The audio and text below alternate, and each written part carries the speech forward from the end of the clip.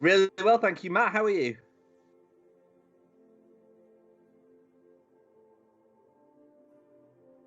Have you?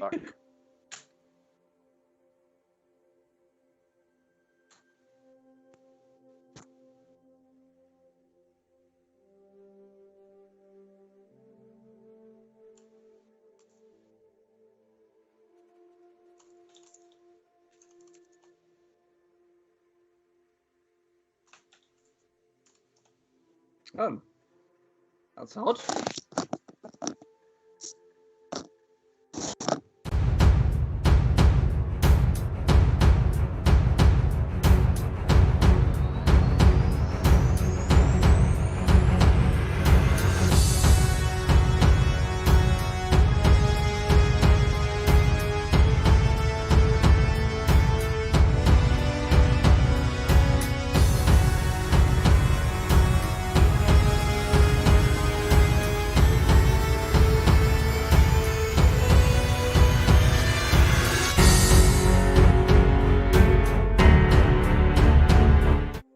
And hopefully you can hear me now. Is that any better, guys? Hopefully, I've got my fingers and toes crossed. Fingers crossed. Let me know in the chat if you can hear me or if you can't hear me. Hopefully that is much better now, though, guys. Don't know what happened there. Technical problems, I guess. Goblins in the wiring. Yes, Steve Barber says yes. Excellent. Hello. Well, we'll start that again. Hello and welcome to today's stream. I'm Matt and I'm joined by Jay and Dave. How are we doing, gents? Very good, thank you very much. Oh, hang on, I've just had an invader. Yeah, really good here. Thanks. Yeah, really good here. Thanks, Matt. Excellent, excellent. Looking forward to another couple of hours worth of painting. Brilliant. Well, today I am painting up the mysterious objectives from Curse City. I've done all the adversaries now, been painting those the last few days, and now working on these guys. So yeah, once they're done, I think we've got enough painted to start playing some Curse City as well. So that'll be exciting. How about you, Dave? What are you working on? I was just going to say, Matt, just in time for Monday when we can go in houses again. Exactly. Yeah. Well, this is it, isn't it? So obviously we've been wanting to do Curse City live on the stream, and we could have done it remotely. It would have been a bit awkward to do it that way. So we're going to do it in person, hopefully, from like next week. We can do it, which is really cool. So yeah. So what are you working on, Dave? I am on a bit of a Stormcast spree after the reveals of last week. So I thought I'd painted my second ballista from the Sanctuary Chamber, and I hadn't. So I thought, well, we'll change that. We'll get that painted tonight. Amazing. Cool. So what is everyone else in the chat doing? I can see quite a few people. We've got Grey Seer, Craig Sinclair, Steve Parver, Dodgy Roller, Brett. How you doing, Brett? Loads of people. Steve Parver's in there. Yeah, nice one, guys. Thanks for joining us. What are you all painting? Jay, are you back from being invaded by a small child? I'm back now. I'm back. Yes. Hello, everyone. How are we doing? What are you working on, Jay? So I'm working on the Hurricane Wind Chargers. So this is one that's sort of nearly finished. The rest of them are, well, I sort of got probably 50% free painting them. So I've done all the mounts, and then I decided I wanted to change the colour of the mount. I wasn't 100% happy with the lighter tone for the skin of the mount. So I decided you always do this with models, Jay. You paint it, it looks amazing. You go, I don't like the colour of that. No, I don't know. I wasn't happy with it, and I wouldn't have been able to just leave them like that. So, unfortunately, it's a bit tricky because I've painted all the other details around them, so it does take a bit of time to block out the grey and shade the grey again. But I'm much happier with the result with the grey skin. And then last week on the stream, I was painting the Alloy Stone Guard, and I finished those. So hopefully I can get 2 units of sort of elemental warriors done this week. Nice. Excellent.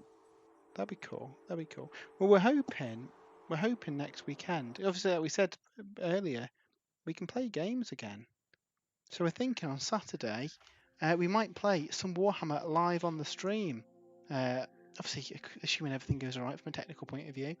But yeah, it should be good. So up to you guys. Would you like to see the Lumineth Realm Lords take on the Grave Lords, or on Saturday, if we're super lucky, we might be able to do a battle report featuring the Adeptus Mechanicus facing off against something. Obviously, with their new battle tome on the horizon. Finally. So yeah, what would you guys like to see out of them? I know me and Jay are geared up for the Lumineth Gravelord showdown, but obviously if we have got the new battle tome, the new codex, sorry, we might have to get the Admech on the go. Both these games, I'll warn you in advance, we're going to be so rusty on any of these games because we haven't played any games for ages. We had I think we had a single Garden Hammer game, both of us, I think, haven't we? I think I've played both of you guys. What was I using against you, Dave? Can't remember. You used your giants, your Sons of Behemoth. Oh yeah, Sons of Behemoth versus against ogres. Ogres, yeah, and then we had the Legion of the First Prince versus Lumineth against Jay. Yeah, it was fun. So what we've got going on in the chat. Dodgy Roller says building the dead stuff from Curse City, excellent. Craig Sinclair finishing the Lore Seeker that I started on the stream last Sunday, excellent. Lore Seeker, which one's that? Is that the guy who can teleport and then he's got the objective until he's dead? Yeah, that's right. He's the one that can set up quite far into the territory and claim an objective, and he keeps it until he's dead. Yeah. Oh, nice, cool. Yeah, I like that model. He's cool. Steve Harver. I'm painting the old metal Nijala Stormcaller from 40k 2nd edition for a diorama. That sounds really cool. Wow. I do. I know I've been saying this for about a year now, but I will get those Space Wolves done at some point. I keep getting distracted by cool models, so that's a problem. Isn't it just? Steve Harbour says, I'm back on Fantasy Terrain. Excellent. What in particular are you painting up? We're talking like old school Warhammer Fantasy buildings, because they're really nice. Dasmore Wargaming is painting Manfred tonight. Excellent. Yeah, Manfred's cool. Well, it's the right time to be painting a vampire, isn't it? 'Tis the season. I feel like I need to get a Mortark. Manfred is really nice. Out of the two, I prefer him. See, Neferata has got a if she wounds you on a 4+ you're slain, which is pretty cool. Yeah, I'll have to think. I've got so much stuff coming to paint anyway, so it's not immediate priority getting one of those done, but I think we'll have to add them to the collection. Grace here, just finishing off that pink horror that I was doing as something completely new. Is back to the clan rats now that have been 80% done for 3 weeks now. Awesome. You were very tempted to paint some Skaven tonight, weren't you, Dave? I was, but I'm holding out until AOS 3 hits. But I was really tempted. I don't know if we mentioned on the stream about the Tale of Games. I think it was only on the podcast, wasn't it? It was the stream's fault that we've got a Tale of. Oh, it was the stream's fault. Okay, well, it's normally the stream's fault, you know. We'll forgive him for that. Yeah, no, it's cool. So I think maybe someone mentioned last week, are we doing a Tale of Gamers, and we've had to think about it, and yeah we are. So kicking off the new edition, the contents of the starter box, whatever's in it, will probably be as part of the armies that we paint. We're assuming that it's going to be some kind of destruction force, and Jay will probably be doing that. I'll probably do the Stormcast as part of that, because you'll be painting your Stormcast kind of in your own time for your army, won't you, Dave? Exactly that, yeah. And then you were going to do your Skaven army. Yes. Yeah, finally doing Skaven. Yeah, it's been a long time coming, this Skaven army, hasn't it? It has. So looking forward to getting started. I mean, I'm sure once I've painted like 10 clan rats and look at how many I've got left, that enthusiasm is going to very quickly disappear. But right now, I am ready. I feel we need a clan rat painting montage from your 80s style with some cool music. Time lapse painting Skaven. In fact, my new camera does that. We can have a time lapse video. That'd be fun. So yeah, so that's the plan. So you're holding fire then until AOS 3 comes out because of that. Yeah. It's not that we haven't got a lot to paint anyway, is it? Well, exactly. I've got a few bits and bobs to paint for the Stormcast, which is why I'm painting this evening. And I've also got quite a bit of 40k to do as well. So Nice. So yeah, plenty to do. Cool. Grace here says that Stone Guard looks great. Oh, thank you. Yeah, I'm happy with how they turned out. I've got another 5 here that I'm going to eventually get them into a unit of 10, and I've got 5 more under my desk. These are all armed with the mallets, and I've got 5 that I want to arm with the picks, so I've got like a choice. But I thought to round out like a 1,000-point army, I thought I'd add some cavalry, so it was a choice between Dawn Riders or Wind Chargers. And I thought, oh well, I've got no ranged weapons in me army, so I'll add some Wind Chargers to give me a bit of missile unit as well. They're amazing looking models as well. Yeah, I realise. I tell you what, they are fiddly to paint. Though, lots of tiny little detail. I bet. Yeah, no, that's cool. I'm looking forward to seeing them all painted up on the table because you're going to do a great job on the one so far. Is it feeling kind of good seeing the army growing? It's much. Yeah, I've got them next to me here, so I've got 1,000. Well, I've got more than 1,000 points painted, but with these Windrunners painted, that'll be 1,000-point playable force. Obviously, outside of this, I've got Mercenari, Cathler, I've got Alfarian and Tekla. So in total, there's probably, well, he's 660, 800. So I've got 2,000 points painted once this unit's been painted. It's technically, I'm a similar position with the Grave Lords.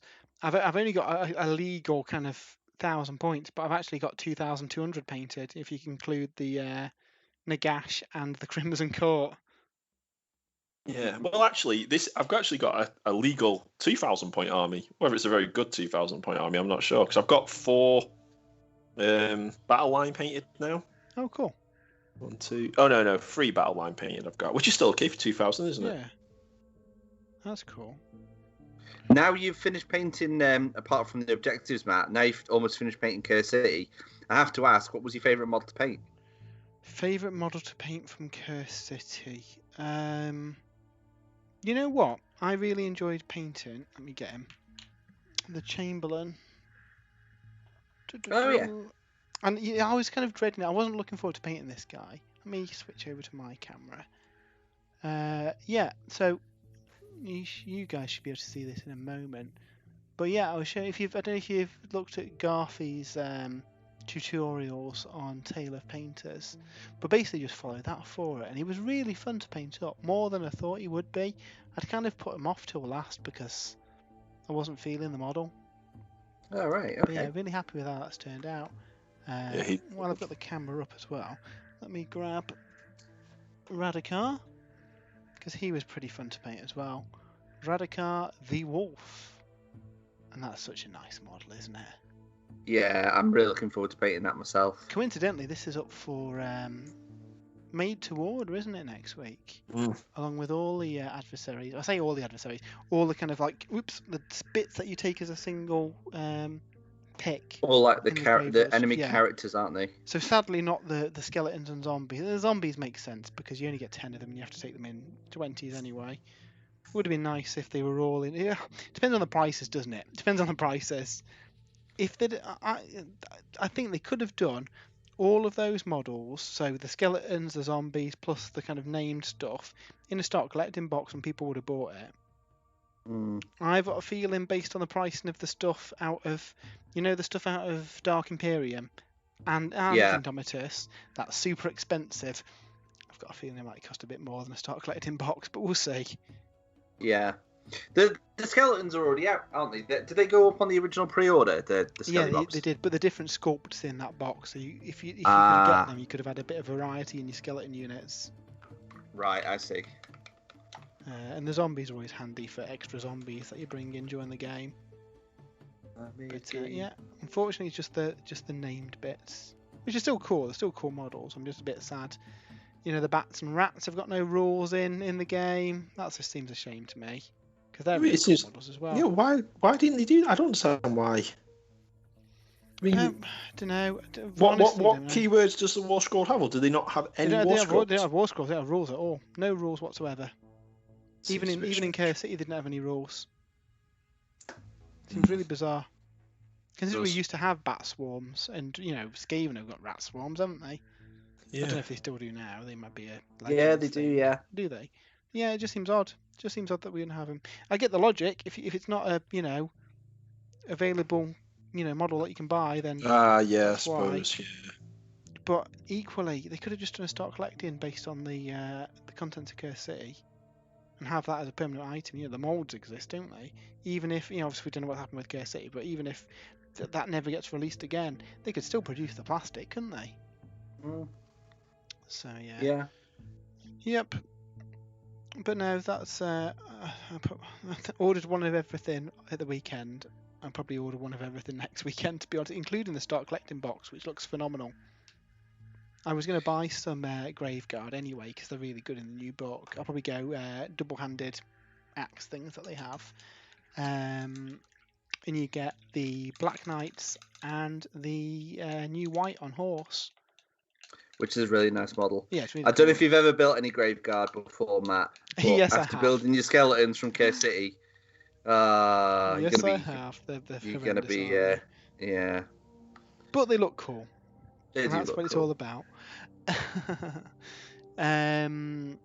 I've got a Graveguard here. You can have actually got him from Have you? our local G Dubs. Yeah, I got one and I popped in the other day as well. Yeah, they're cool. So Dasmore Wargaming says Gravelords would be amazing. Dodgy Roller says AOS. Craig Sinclair says Objective Grab a Guy, aka Best War Scroll in AOS. Grace here, do you have a Severith? Would be great to see him flitting around versus scumbag Gravelords. That is strong language from Grace. Scumbag, oh Calling them dear. scumbags. That's a bannable offence, I think, on the channel, isn't it? Yeah, you do have Severith. He's I think do. he'd give my Curse City list a bit of a battery. Maybe once I've got some more models built up to something a bit more competitive than just that. Yeah, he's not painted yet either. But I mean, we can probably talk about the FAQ that came out last week. Yeah, go ahead. Yeah, so the Wind Spirit, they got quite a few sort of indirect sort of buffs, really. So Sephiroth had the metric keyword, which is the Alarith sort of box art style one, which is actually the Great Nation I use. But he couldn't benefit from those rules because he's not a stone guard. He's not an Alarith unit. It seems a strange fit for him. I mean, we said that back on the review. It's a shame he wasn't Hellon. Hellon, yeah. Well, they've just made him now Great Nation-less. So he's like Techless and Alfarian in that he gains the keyword of the Great Nation your army's from, which is great. Because, I mean, yeah, in Hellon, he gets the extra attack at 3 inches. Although, I don't think you'd ever want him within 3 inches, to be fair. His mobility is his main strength. Yeah. But also in a list like Sayar, which is probably the strongest Great Nation, he'll get the 2 Aether Quartz. So he's getting all the +1 saves, +1 hits, all that sort of stuff with his Aether Quartz twice. And then also they clarified his I can't remember what the name of the ability is now, the Wind Spirit ability, which lets him move in the shooting phase, and he can move in both players' shooting phases. Ridiculous. So yeah, it's very hard to pin him down in combat. I mean, you can if you can. He can only move 12 inches during that turn, and he has to so if you can sort of like surround him a little bit, it limits where he can move to, but you're going to have to devote a lot of resources to try and pin him down, which sort of makes sense from a thematic point of view. Does he have the fly keyword out of interest? Yeah, I think so. I think he counts as having fly, doesn't he, in the wind stuff? Where's my book? Let me have a look. I'm fairly certain. He either does or he counts as flying. Because that's going to make him even harder to pin down. He can move over units. He can retreat and charge and all sorts of stuff, Dave. He's basically, you can't keep him in one place. He's amazing. He is awesome. Absolutely amazing. Though the Gravelords have got some things that can maybe deal with him. Just a number of like zombies surrounding him make him difficult to move. Maybe. That's it. Yeah. Yeah, he can fly, Dave. He can fly. He moves at the end of the shooting phase. Every shooting phase. Cannot run, but he can retreat. In addition, if he retreats, he can still charge later in the turn. When he moves over a model, on a 3+, that model suffers D3 mortal wounds, but he also does that when he moves in the shooting phase as well. Ridiculous. Craziness. So you can move over a model, do D3 mortal wounds. Then in the shooting phase, moving back over a model, do D3 mortal wounds. And then when he charges, if he charges a unit on a 3+, they suffer 1 mortal wound as well. Oops. All the mortal wounds, all the time. He does. He is quite. Does a lot of mortal wounds, really. He's a really good character. Really good character. The model looks ace as well, doesn't it? Yeah, he is just good all round. I think that the other one is 250 points. And he has a similar stat line actually. He doesn't have the. Oh, the other one can move in the shooting phases as well. What does this one do? So this one doesn't. This one can't destroy scenery. Oh yeah, destroying scenery. Yeah, I know they're both very similar. I think in our review that we wrote up, I favoured the normal one at the time because you could take him as Helon. Now obviously Severith doesn't have that issue anymore, does he? No. In fact, that reminds me, I should go back and update that review to reflect that, actually. So, Steve Harbour says, wish I had the old world stuff, not painting refilled ruins Warcry box. Not painting refilled ruins Warcry box. Were you on about the cool scenery out of the original Warcry box? That's really nice scenery. Have you painted yours yet, Jay? No, I haven't. I haven't painted much scenery, to be fair. Well, you've got a piece of scenery you need to get painted before you can paint with the Lumineth. Oh, I've got my shrine. Yeah, I've sprayed it. It's ready. I've just I got distracted painting these guys, but I do need to get that thing painted. I also need to get an endless spell painted as well. Endless spells. Cool. Gracie says 10 down, 70 to go. I feel for you, Gracie. I really do. Dave, you've got all this to look forward to. I know. Have you done a test to Skaven to make sure you enjoy it before committing? No, really, I should have done that. Maybe I'll paint Skaven next Sunday. Yeah, that could be a plan. Not to worry you or anything, but just make sure you enjoy painting Skaven. I have painted Skaven before. I painted Spike Claw's Warband from Underworlds. Yeah. So I have painted Skaven before, and I enjoyed that. So. I thought you were going to say I have painted Skaven before, but I hated it, so I stopped painting them. Yeah, that would be unfortunate. Right, what colour to do the hood on this skeleton? What have they done it in the box? Kind of a leathery colour. Das Moore's got a good comment. Do you guys think the Soulblight book gives hints as to how Age of Sigmar 3 will play out? Higher points costs, units, smaller tables, less rend? Yeah, I think we're going to see pretty much what we saw in 40k 9th edition. So points go up across the board to make smaller armies be a thing. Smaller armies will be a thing because of smaller board sizes. It also makes the game more interesting because you've got to make difficult decisions as to what you fit in your army. Which, that's part of the game, isn't it? As a Stormcast player, I already have that. Yeah, I was going to say, I already have that as well. So, command points. The book's very command point heavy. So I think that's a point to, obviously, whether we really know that they're going to have command points that, replenish over the game. There's going to be more command points to play with. So yeah, I don't think, I read someone made a comment on the Facebook post for the review that, I shouldn't be judging the book on 3rd edition rules. I should be judging the book as it is now. I don't think that's fair on the book, really. If it's written with 3rd in mind, you might have a few months maybe where you're maybe not getting the best list out of it. And I think there's a good list to be had. Zombies are really good. I think the Monster Mash list that I'm doing will be really fun. Vikos list with I can't remember her name now. Vampire Grandma, yeah, and Radikar, supported by wolves and a big block of zombies would be really good. I just think they'll get better in 3rd edition. What have we got?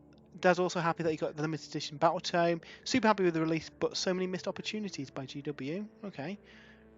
Steve Barber says the White King in the new starter box is amazing. Yeah, it looks really, really cool. Grace here says no self-respecting Skaven likes the dead things. This is fair. They've got history, haven't they? Mm-hmm. Steve Barber They've says, got history of everybody, haven't they? Oh, yeah, but more so, they've killed Nagash a couple of times, haven't they? Good old Skaven. Good old Skaven, yeah. In fact, the thing with the Skaven's interference that caused the Necroquake as well.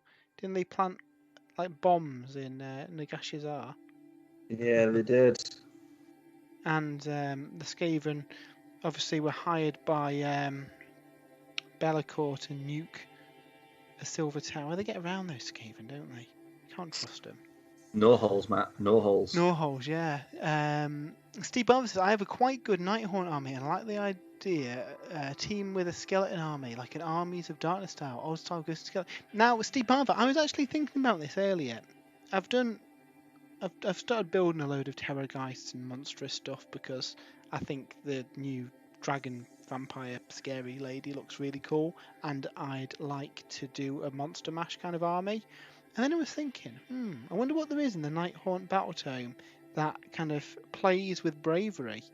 Because if you can get some bravery stacking up and then scream at things with a Terrorgeist, that'd be a bit of fun, wouldn't it?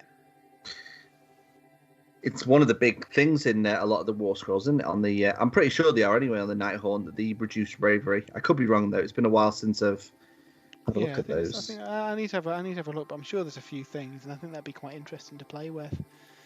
Yeah, that'd be cool.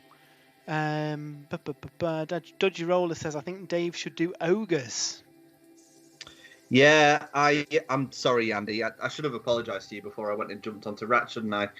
I am still doing ogres. I really enjoy painting ogres. Just of the rat variety. Yeah, well, there's a couple of reasons. One, Matt, you've got quite a large ogre army. I really wanted to do something that we hadn't got between us.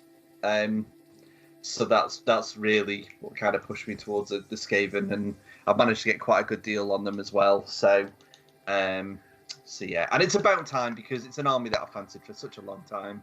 Yeah. But I've got some ogres, and yeah, I'll definitely have my own ogre army eventually.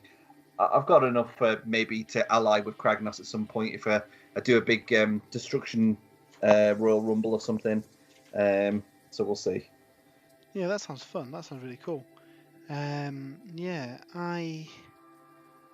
I think I'll be painting the undead for the next few weeks myself. So, Grace says that's the second Black Pyramid the Skaven have destroyed.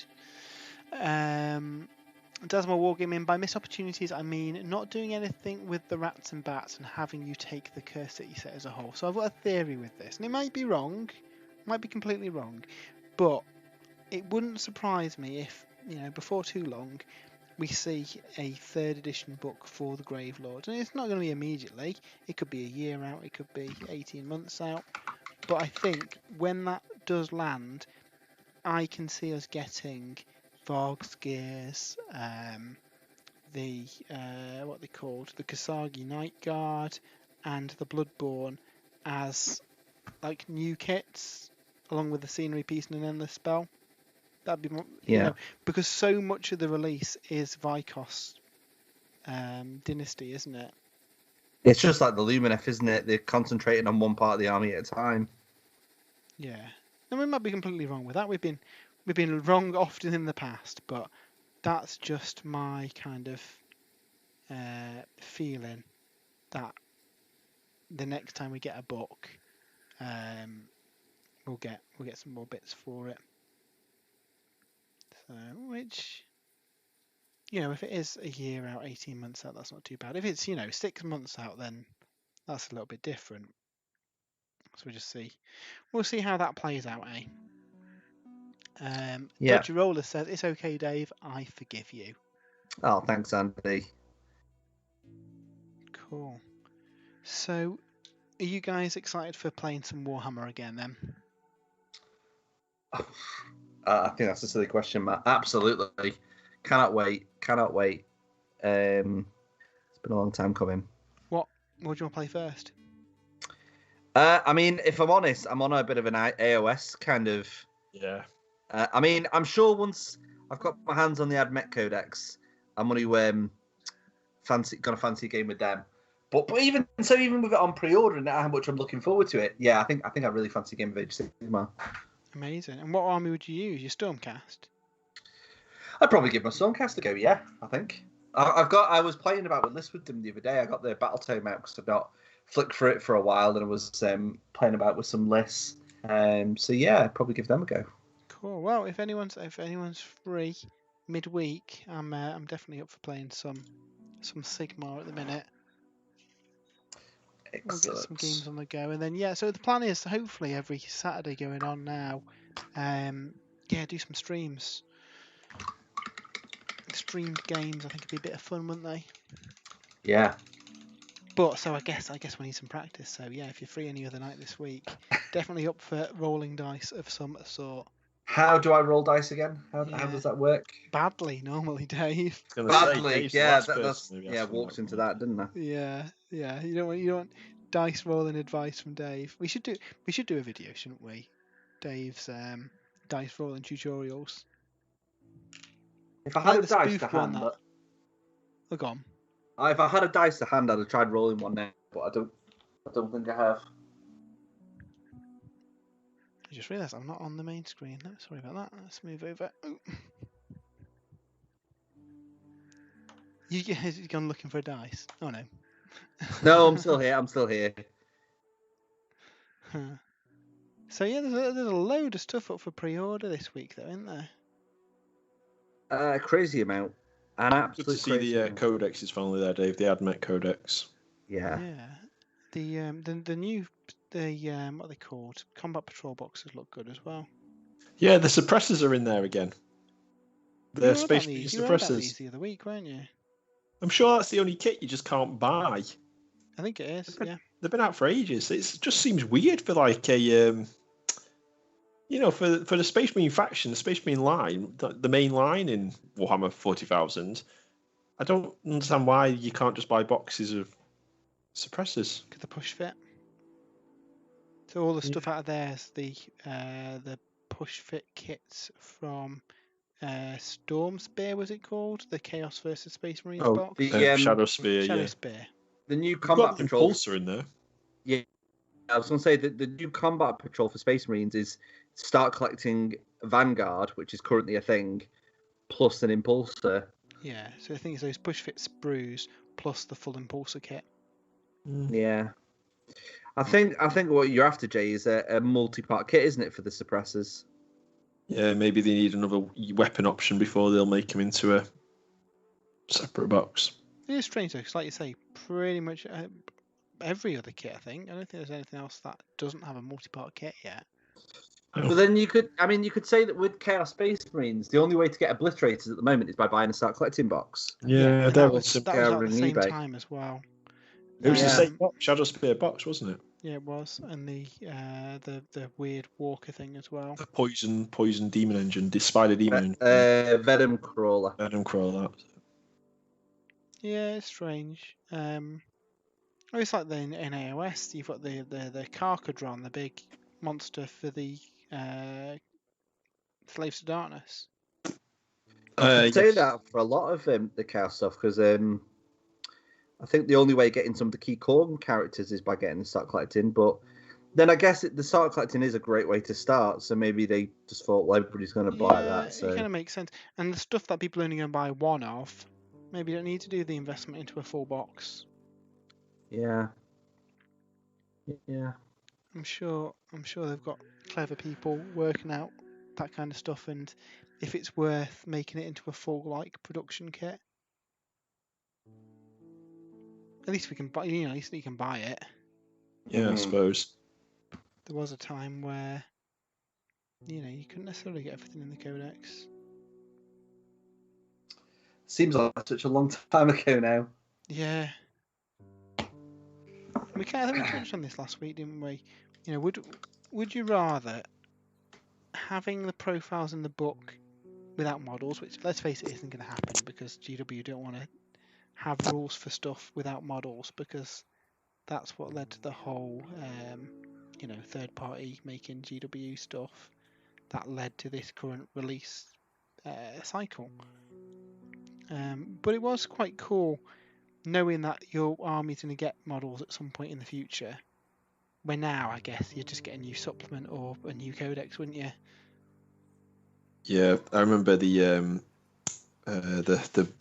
revamped Dark Eldar, where you had all those cool characters in there that never had any models. Lady, what was her name?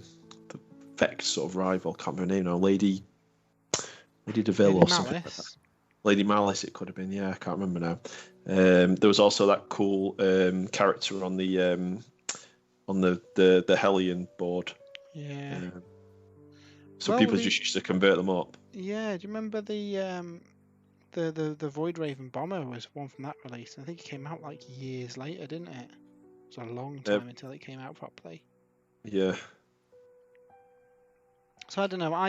I do quite like the fact that you get a Battle Tome or Codex, and everything in that book has got models that you can buy now. For ease of playing, like 200 players when they didn't have their Tervagons and stuff, and you had to convert them up. That wasn't the most accessible way in, was it? Do you think, I can't see it happening. I mean, and trying to balance it might be a bit of a pain as well. But if you compare it to Infinity, so Infinity doesn't have a concept of like a codex or an army book, and you just get releases and they get added to the range, and all the points and rules are all online in the builder tool. So they can just add, units to armies without having to worry about releasing a book or keeping a book up to date, which means that they don't tend to do big. I mean, they will occasionally do a new faction release or a new faction refresh where you'll get an army box with all the new models in. But then throughout the year, they'll release models for different armies. Could you see something like that working? So you wouldn't have a Space Marine Codex, for example. All the Space Marine rules would be on the app. And then next week, they may release suppressors with las cannons. So now Space Marines get access to suppressors with las cannons. And 3 months later, you get a new Space Marine flyer that they've been working on. Yeah, see, in the past, I'd have said no. However, obviously we've got the kind of digital element in there, haven't we, with the 40k app? And I assume, I don't know anything, but I assume they'll probably use the same model for Age of Sigmar as well. Whether it's a separate subscription or the same subscription, we'll see. But that means that technically, if there's codes and stuff to unlock the content, they could do something like that to distribute the rules, couldn't they? Yeah, I mean, if you look at Broken Realms, so for example, Lizardmen are getting a new Croak model, Sylvaneth are getting a new Alariel War Scroll and Warsong Revenant, Slaanesh are getting something new. They're not getting a new codex; they're just getting new rules and models. Could they not? Well, that's what I mean. I think they'll always have a physical book tied to it. Yeah. Because they like selling books, don't they? I just think that's just part of the ecosystem, for want of a better word, of how the releases work. I imagine they make quite a few pennies on the physical books, don't they? Yeah. So, yeah, it'd be cool. It'd be cool if you could just get random model get released, because you used to back in the day. Yeah, you did. Yeah. There wouldn't really be the whole kind of army releases that you get nowadays. They would be more sporadic, and you might randomly get, here's a new Wood Elf this week, and a new Dark Elf, and some new Bretonnians, and then nothing for ages.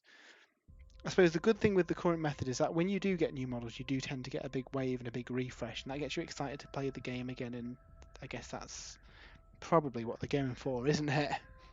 Yeah. But no, it is interesting. I'd love to kind of see the stats and the info and stuff, because they must have, even down to what do we release as a wave. That will all be calculated to work out how much people are likely to spend. There'll be a sweet spot for the cost of releases. You'll tend to find that they always tend to be the same amount. They are very clever. But yeah, I'd love to know all this kind of the science and the background to that, though. How about you guys in the chat? Would you rather see releases like we do now, where you get a big supported wave, or would you rather get second random bits released every now and then, even if it's just one model and then you don't see anything for the range for another 6 months. Let us know what you think. Gotta say, these Curse City objective markers are really fun. So the soul light, they don't get any scenery piece then. So do you get graveyard markers or anything like that? So yes and no. The rules have the grave sites, but there's no physical model for them, which seems a bit strange, really. So you have to just put markers down for them. So you could use the gravestones from. Yeah, you could. I mean, there's multiple gravestone models that you could use. The War Scroll cards comes with tokens that you can use as well. Right. Okay. I don't know. I'm trying to think of what's actually still got gravestones in them. I don't think many kits do now, unless any come on the frames of the new skeletons and zombies. Just in case you're wondering why I was so quiet, I was like trying to have my input, and I was like, "That's rude. Matt's not letting me speak."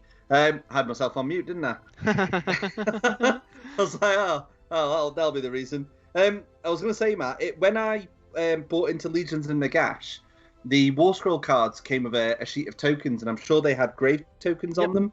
Literally just said that. Did you? That might have been me trying to. I might have missed that as I was trying to work out why nobody was listening to me. I was just going to say, I'm pretty sure that the new War Scroll cards come with tokens for gravestones. Don't know if you heard that. I heard it once or twice, but I'm not sure. Yeah. The new War Scroll cards do come with grave site tokens for you to mark your grave sites. I'd have liked a model though. That would have been cool. Yeah, definitely. And yeah, a lot of the old kits did come with little gravestones and stuff. The what's it called now? The Garden of Moor. I don't know what the new name of it is. That comes with a couple, but not enough to use for your Grave Lords. I know this because I looked earlier because I was going to repurpose them.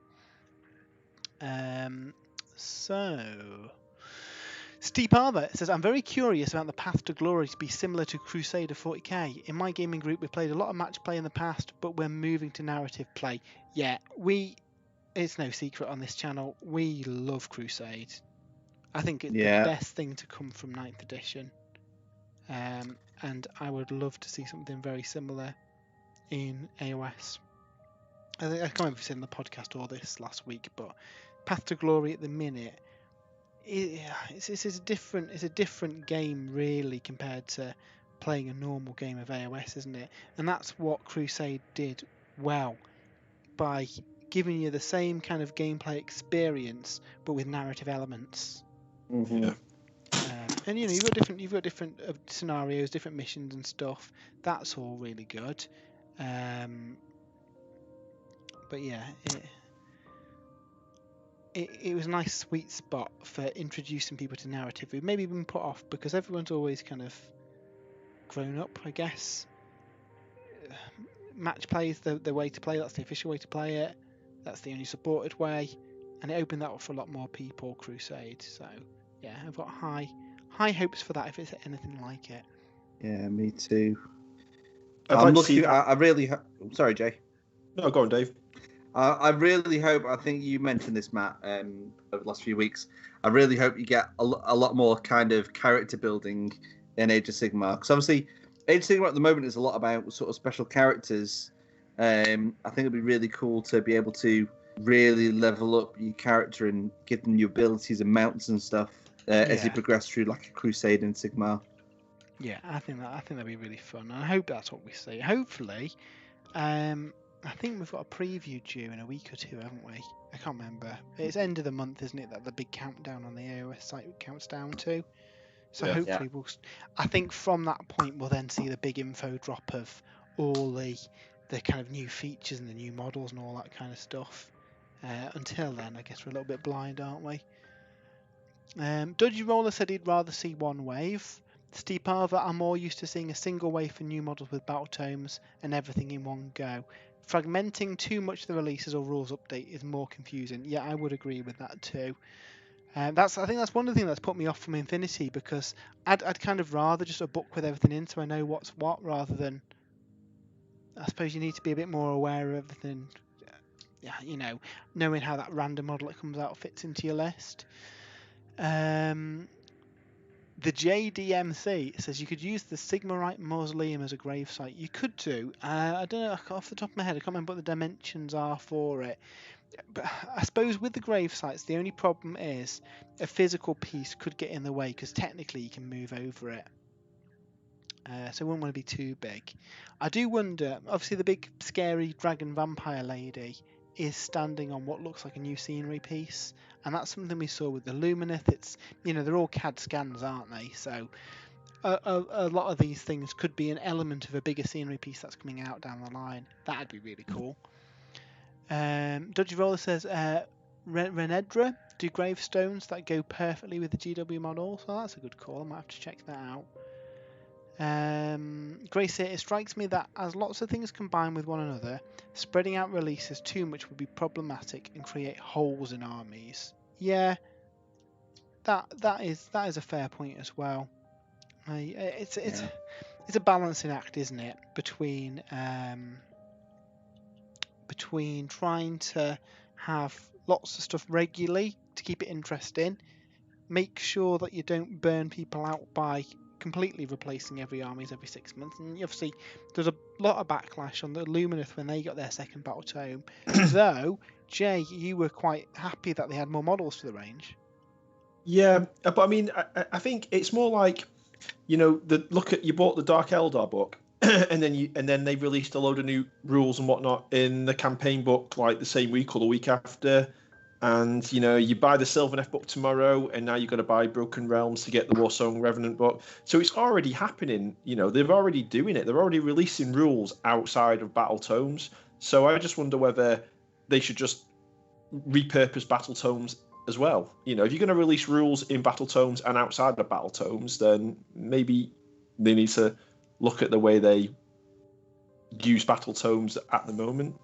But yeah, I was happy to get the second Lumineth wave, because it's sort of the Lumineth army. I mean, the Soul Blights are in a different position because you've got playable armies and you've got all your bases covered, whereas the Lumineth did feel like half an army.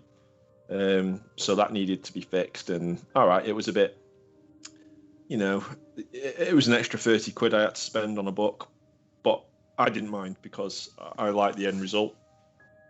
Yeah. I think it's how they did Lumineth worked quite well as well, having the option to instead pick up Broken Realms tech list to get the complete rules. Yeah. You were getting more content then, weren't you? Yeah, I'm just missing a colour, so I'm just going to go off camera just for 2 seconds while I go and try and find it. No, I was going to say, I'm really looking forward to Crusade type system in Age Sigmar, but I also wonder as well whether they will do smaller game sizes like they did in Ninth. I think so. I think they're moving away from Realm of Battle boards because that's always been the 6x4 foot because they sell a Realm of Battle, and that's the established game size. By moving to the card tiles, they're probably easier to produce. They can throw them into those terrain boxes and give you a whole battlefield in a box for a much cheaper price than, I can't remember how much they are now, 200 quid I want to say for the Realm of Battle boards. And it means that you can have all those game sizes in multiples of those tiles, can't you? And that's how they did the 40k one. It's 2 tiles, 4 tiles, 8 tiles I think it is, something like that. Yeah. Which I think is a good way of doing it.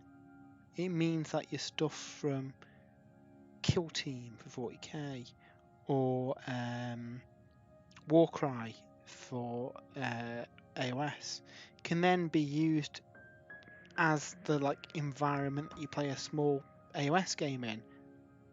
And I quite enjoyed the small scale games in 40k. We played a lot of them, didn't we? We played a lot of Especially in 1,000 point armies. Yeah, I just like the 1,000 point battles. I mean, it was just enough points to get in a couple of units that you really wanted to take, but not enough points where people could take the real, the Death Star units and things like that. So it just seemed to be a bit more of a friendly sort of point size. Yeah, I like that. That's my go-to game size. I mean, 2,000 points it's fun to play a 2,000 point game, but obviously I suppose we've got lots just going on. We've got work, we've got Spooze and Brews. Sometimes you've only got time to play a little 1,000 point game, but you still want to have an enjoyable game, don't you? And that's where 9th edition has been really good. That you get the full experience from those small scale games, don't you? I've had some great fun in some of our small 1,000 point games. Yeah. Well, Andy, Dodgy Roller just said, I've only played 9 games of 9th edition 40k, and they've all been 1,000 points. I love it so much more than 2k. I suppose it comes back to something that we were talking about a little bit earlier as well, that sometimes not being able to take every unit is a good thing. It makes you think, it makes things a bit more interesting, doesn't it? Do you know what was also really cool as well? The way like the detachments now work, even though you're playing a smaller scale game, you know, you could still take that battlesuit Tau army, 1,000 points of it. You're not, you know, you might not be taking Gulliman and stuff, but you still got access to a lot of your army within that. You can still take Gulliman though. Constraint. Stop you Well, from yeah, Gulliman. you could. I think it in 9th edition. I think they've really freed up, kind of allowing you to take whatever army that you want, basically. Mm-hmm. And I think we'll see the same for AOS. I think from a collecting point of view, you know, a 2,000 point army is a lot of money, isn't it? Where Yeah, it is. if you only got 1,000 points to start and be able to get the full game experience, I think that's a good thing for the hobby. Introducing new people, new fresh blood, and it keeps the, you know, yes, tournament plays an element, but it's not for everybody. And I think there's been a bit of a misconception that tournament play is the only way to play Warhammer, or the right way to play Warhammer. Where, you know, when I started playing, it was just me and my brother. We didn't even really make army lists. We just had whatever models we had and rolled some dice, made up our own scenario, and yeah, I had fun. I mean, I'm sure you guys probably did the same, didn't you? Didn't we just always play Meat Grinder, Dave? Yeah, what's the scenario? Just kill everything. Yeah. So yeah, I think it's wrong to think that the right way or the only way to play is match play, tournament play, because I mean even events wise, our favourite events are the Throne of Skulls, which is again a more kind of casual, lighter way of playing, isn't it? It is. So yeah. What about you guys in the chat? What's your preferred way of playing? Have you dabbled in narrative play? Do you just play open play? Or, you know, will you only play match play games, tournament style games? Let us know. The JDMC, yes, I think their approach makes sense, bringing out several kits which are thematically and tactically tied together and spreading these out over a short period. That's cool. Steve Harver, agree. We played a lot of AOS 1K and then tempted to do tournament or games at 2K. I think the game rules are mainly designed around 2K armies, but as I remember, 1K is more fun, feasible also from painting and the money point of view. Absolutely. I really like little games. I think we'll see how the streaming goes, but I think we might do exclusively small games and not the usual net lists, just whatever cool models that we've got. Because I think a lot of people are again too fixated on, you know, win at all costs lists, and if your army isn't amazing and wins every game, then it's rubbish. No, you can have fun games even if you've, you know, even if you play Sylvaneth and they've not had an update for a long time, Jay, but you still enjoy playing them. And we could have some fun narrative games with them. Yeah, I love Silver. I love every. The thing that they're one of the armies that I just like the background, the look of the models, the sort of theme behind the list of like the you know, nature and force of life and that sort of thing. I mean, I play a druid in World of Warcraft, so I really just like the Lumineth and Stormcast. So I don't care if they. I mean, Dave, geez, remember that game against your Maw-Crusher? Maw-Crusher had fun. Yeah, he did. But yeah, that's okay. Although I have got high hopes because Lariel's getting a new War Scroll, so she might be a bit of a force to reckon with, I think. You'll be accused of jumping on the bandwagon, Jay. I know, yeah. I do want to paint some more Sylvaneth up, actually. I was really hoping. I mean, they were getting the Warsong Revenant. I was really hoping for some Kanofi to add to them at some point, really. Yeah. I think we'll see Kenothi. I reckon we'll see him as a whole standalone army. And third's Yeah. the best time to do that, isn't it? It might not be straight at the launch of the game, because obviously realistically, for the first couple of months, the focus is going to be Stormcast and Mystery Faction X out of the box, isn't it? Realistically, and if anyone getting their hopes up to see anything else that soon off the bat is going to be disappointed. And then following that, if we use 40k as an example, it was then, maybe a new HQ model and an updated battle tome. And I'm thinking here stuff like the Nurgle, Mega King of Nurgle, Blades of Khorne, stuff that have got big model ranges but maybe just need a bit of a refresher. Yeah. And then you have your big army releases, so stuff like the Grave Lord, stuff like the Orcs that we're getting for 40k, for those armies that do need a bit of a mechanical shift and model shift. And I think that's where the Sylvaneth with Kenothi or Allied, or I kind of think that we'll see. It makes sense that they'd be part of the range, but I can also see an argument for them being a standalone army. Yeah, same here. I'm not sure. I mean, I'd be happy with either, to be fair. Yeah, so it's a hard one to judge. But like you say, I think people would enjoy it either way. The thing that obviously all this new Viacos stuff for the vampires is kind of the same situation. And if you take, what do you get? About 8 to 10 new kits. You could have 8 to 10 new Kernothi kits as part of a Sylvaneth release, couldn't you? Because the Sylvaneth, to be fair, they've got quite a lot of their own kits, haven't they?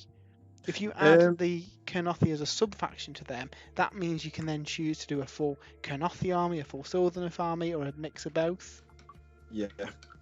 They do seem to be wanting to combine stuff as well. Well, actually, no, I'm not sure about that. I think so. I think when the game came out, it was very much a let's split everything into different factions so everything's an army. Problem is, of course, you can't support that with model releases, leading to strange things like we had with the Undead, where they're all split into half a dozen different sub-factions that don't really work. No. So I think they've kind of moved more to, okay, well, we'll have less armies, but within that army, the sub-factions. I think it's the best way of doing it. Cities of Sigmar is a great example of that. Yeah, exactly. Dan Bird says, evening chaps. Ashamed of myself, I complained on the GW Facebook about the Soul Blight Start Collecting box. Really think they've missed the boat on that one. Oh, why so? I quite like that box. The Graveguard are really good in game. The new White King, well, maybe not the best rules, is a really nice model. And Black Knights are handy, I guess, if you want them. Again, they're maybe not the best choice, but I don't know how I feel about the White King being bundled in a Start Collecting box. If you're a bit cynical, you could say that, okay, well, if people really want that model, they've got to pay 60 quid for it now. You can't just grab the model on its own. Nope, it is exclusive at the moment to the stock collecting box. He is going to come on his own eventually, isn't he? But well, it doesn't say that. It just says he's currently. He could be exclusive to that permanently. We don't know. We don't know for sure that he's going to be available separately. We assume so. Oh, that's strange. So yeah, it is a strange one. Grace says, once we're through the launch set, what factions do you think will get an update in the first year? I'm going to open this one up to the chat as well. So, what are we going to get in the first year? Idoneth Deepkin, they were one of the first second edition books. Nighthaunt, probably do with a new book. Demons, a combined demon army list, similar to what we get in 40k and similar to what we used to get in Warhammer Fantasy, with Be'lakor as part of that army. It'd be really, really nice. I think that'd be cool. What about you, Dave? I agree with Nighthaunt. Sylvaneth. I don't know what else actually.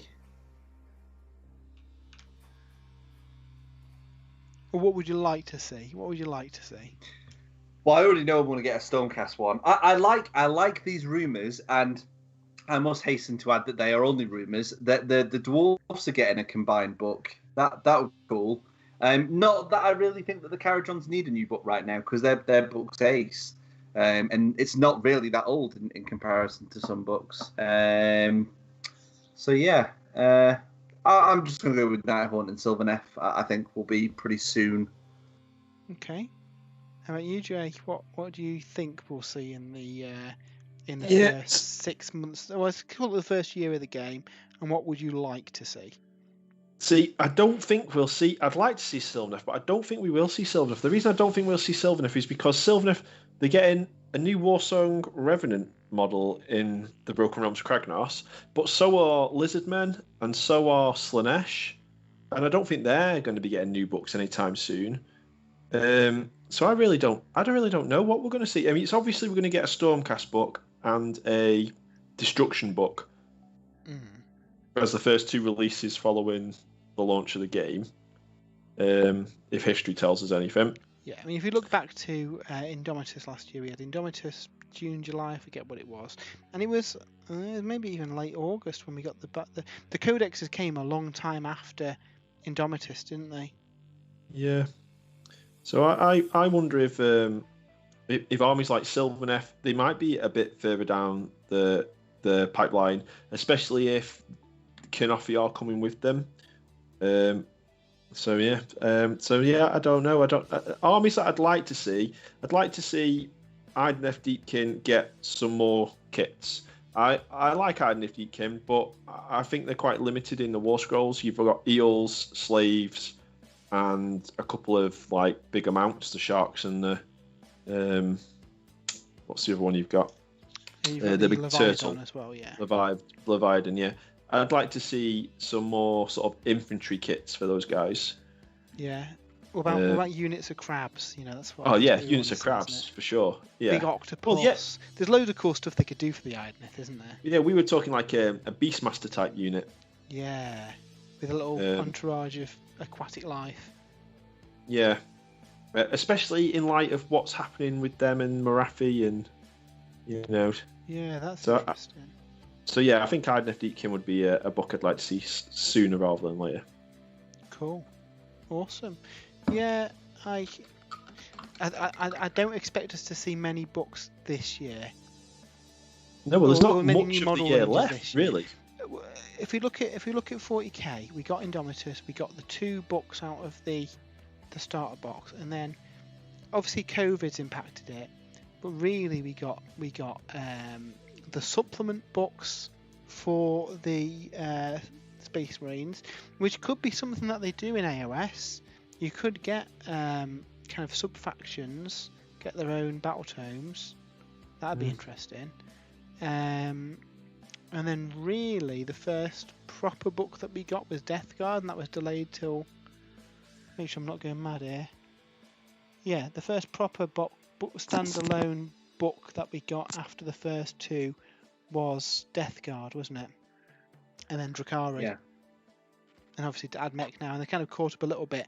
And arguably, I think some of this they probably wanted out sooner. It's hard to kind of tell based on COVID because we had so many kind of gaps in releases and things just generally being all over the shop because of COVID, didn't we? Mm-hmm. If we take that to AOS, then couple of books by the end of the year without model releases. There may be a big January release with models, and then a big June release with models. Potentially. Yeah, I don't think we'll see a lot this year myself. I mean, but they've got the new warehouse and everything open, and the new factory stuff. Yeah. But so the surprises. It's split over multiple games as well, isn't it? So it's wait and see, I guess, is the plan. Steve Palmer says the other problem is that in my gaming group we're all quite new to the game and we're quite slow in playing, remembering the rules, checking ranges. We played in a gaming club in the evening. It opens at 9 PM and closes at midnight. A lot of times we start deploy, chit-chatting, check rules at 11 PM. We'll be on the first turn with a 2k army. Yeah, we've done that in the past, haven't we? Where you get distracted and you're just chatting, and you don't get very far through the game, especially if you're rusty to the game or new. So yeah, you do get quicker though once you've got more familiar with your army. The War Scroll cards are really helpful for that kind of thing. Danbird's Black Knights and White sucks. No vampire at all, just feels weird. The Graveguard are absolutely boss though, which is a small take. Yeah, realistically, they're never going to put any brand new models in a start collecting box.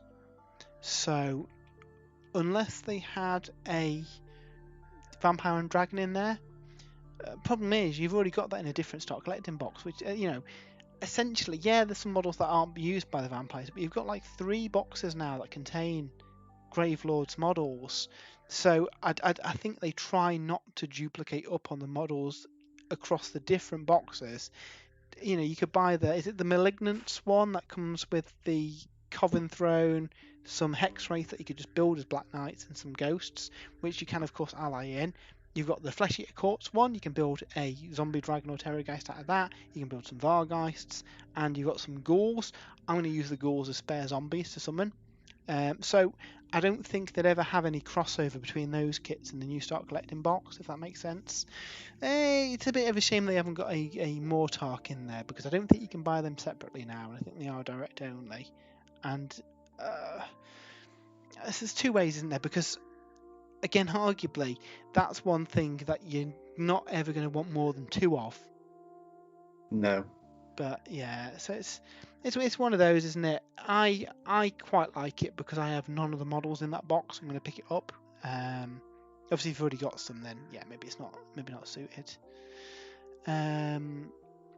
Dodgy Roller, let me wish list Ideneth, Maggotkin, Trees, Stormcast, and please, Beasts of Chaos. Steve Parver says they absolutely need to do more crabs. Venerable Gamer, maybe a more expensive unit of lobsters. Yeah, we could have crab, we could have lobsters. Like the Naga. Yeah, that'd be cool, wouldn't it? We haven't really got a Naga concept in, apart from maybe the Melusai. I was going to say, yeah, and they are allied with the IDF now, so They are. That'd be a cool thematic army as well, wouldn't it? Yeah. Well, that's the other thing. I'm gonna say, go on, Dave. If we're gonna have all these lobsters and crabs around on the battlefield, then we all should take butchers for the ogres, because it's gonna be like an absolute feast. It is. Speaking of critters, I forgot where I was going now. Oh yeah, have you got any Ether Wings or Griffhounds for your Stormcast, Dave? I am actually, Matt, looking on eBay for some Ether Wings, because I think they could be really good. But you currently can only buy them with the Raptors, the big crossbow guys, which I don't really fancy. But if I can't get Ether Wings on their own, then I probably have to bite the bullet and get a box. Are the big crossbow guys popular? Not really, I don't think. I've not really seen them in many lists. Although, actually, I say that. I played Alex at a unicorn event, well over 18 months ago now, and he had a shooty Stormcast list, and he had a couple of units of them, of those crossbow guys. So okay, they can see use in a shooty list. You never know. They might put stuff in different boxes. The whole Stormcast list is probably going to be a bit of a revamp, isn't it? Mm-hmm. We've seen some of the Drakari have gone from an underperforming army to like the strongest army in the game right now. So it wouldn't surprise me if you got some updates to old units as well in the Stormcast book, as well as the new stuff getting cool new rules. And that's one good thing about new codex releases. They do tend to go through and update the old stuff, don't they? I'm really looking forward to seeing. Obviously, we've seen some previews of the Adeptus Mechanicus. I'm wondering if the Canticles are still a thing, or if they've been replaced with something, or if they've been revamped. Yeah. Can't wait to find out. Well, that's not long now. Was it pre-order on Saturday? Pre-order on Saturday. Finally, Dave, you got there in the end. Yeah. If you keep looking to my left, it's because I've got the little book out of Curse City with all the colour schemes for these guys. Dan Bear says, valid point, Matt, didn't think of that. Grace here, so self-interested, no Skaven until well into 2022. Looking at the models, a lot are from 7th edition, plus a couple from the end times. Well, we don't know anything. We could be completely wrong. Skaven could well be the first release of the new edition. Games Workshop have been really, really good at keeping a lid on kind of rumours and stuff recently, haven't they? Mhm. I forgot. I should have said Skaven is one of my codexes because actually, Greyseer is right, and of course he would be. You know, he's a Greyseer. A lot of the Skaven book is Finecast or just really old. Like some of those large rats now, like the large rat packs, they're dead old. I think practically the entire of is it Mulder, Clan Mulder, are really old kits. Oh man, those terrible rat ogres. Yeah. I think what's more likely, and you ain't gonna like this, they just remove them from the book. But if they removed a lot of those, then the Skaven army's going to really shrink in size. Yeah, you had new units with new plastic kits. Yeah, all the Sky. I mean, they're a really cool clan, but if you wanted a whole army of them, you're having to buy the acolytes, which would cost you a fortune to buy currently. So yeah, we'll see. You know the recent gangers for Necromunda, where they've got 2 sprues with 2 or 3 different, different gangers on each sprue. They could easily do something like that for Skyer and have a frame of weapons teams that's doubled up in the box. Yeah, that'd be cool. But I can see them creating new ones rather than revisiting the old ones. They created a lot of new ones, didn't they? When was it? Isle of Blood. Isle of Blood. Yeah, you got the drill and the mortar. Yeah. But they never released them again outside that, did they? And they're not even in the book now. They're not even in Age 6. No. Yeah, Dodgy Roller says the Stormcast crossbow guys, if that's their official name, I guess, were all the rage back at the end of AOS 1 days. Apparently. Fair enough. AOS 1. Can you believe it's been, 5 years since Age of Sigmar came out? And the internet broke. People weren't happy. Oh. I've been thinking of doing some more kind of let's call them documentary style videos, looking at kind of the history of Games Workshop and stuff. Would anyone in the chat be interested in a kind of history of Age of Sigmar video where we go over a walk down memory lane and have a look at how the rules have changed, what the original rulebook was like, that kind of content? I mean, discuss this with you guys. What do you think? I think it's a really good idea. You mean the original rule sheet? There was a book. There was a book. Pamphlet. No, there was a physical rule book.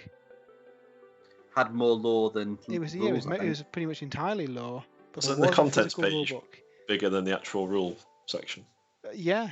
Well, I mean, they designed AOS to be as streamlined as possible to make it accessible for people new to the hobby, hadn't they?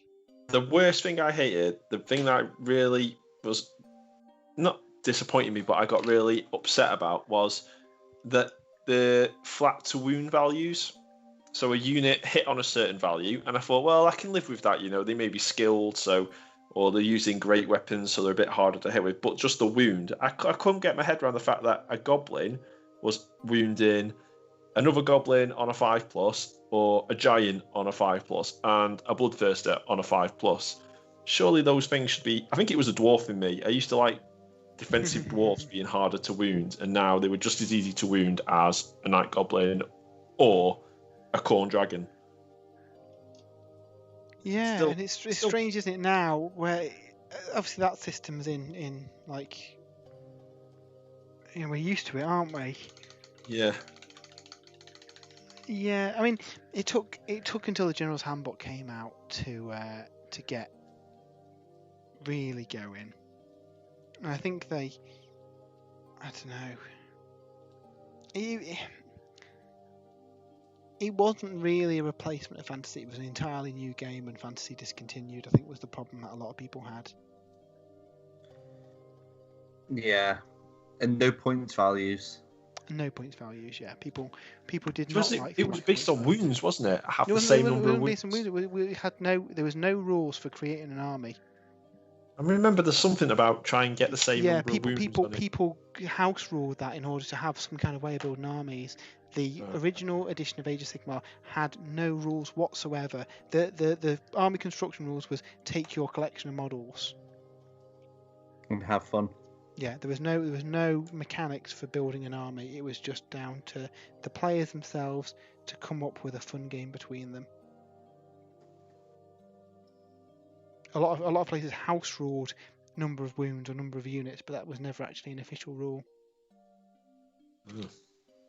And then obviously General's Handbook came out and it had points and there was much rejoicing. But it's a fair point. A lot of historical games don't have points values. People just come up with the scenario themselves. But that's assuming that people will, after many, many years of playing match play style games, will immediately jump on board to the more open, free form. You create a fun game yourself. Yeah. Problem being, though, is that it's hard to gauge the effectiveness of armies if there are no points values. Do you think a lot of it was Games Workshop worried with the obviously fantasy coming to an end? They wanted people to jump on board Age of Sigmar, and obviously there was a lot about models not being wasted. I don't know. It's hard to think what the kind of thought process was. At the time, remember, it was under different management, and I think they Yeah. very much thought that people would buy it regardless. Oh, things have changed a lot now. Things are a lot changed now, but I think at the time, the old CEO was very much of the opinion that doesn't matter what we do, doesn't matter what we put out, people will buy it. People will buy a whole new army in Age of Sigmar because they can no longer use their current army, and it doesn't matter. The rules are secondary to selling models. And obviously, I think that's changed quite a bit now. I think they are more, open to the community, and they want to make a fun game. I'll never forget like the funny rules from the early days of Sigmar.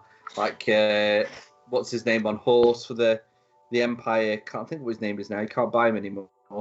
If you had a bigger mustache than your opponent, you I can't remember what the rule was now.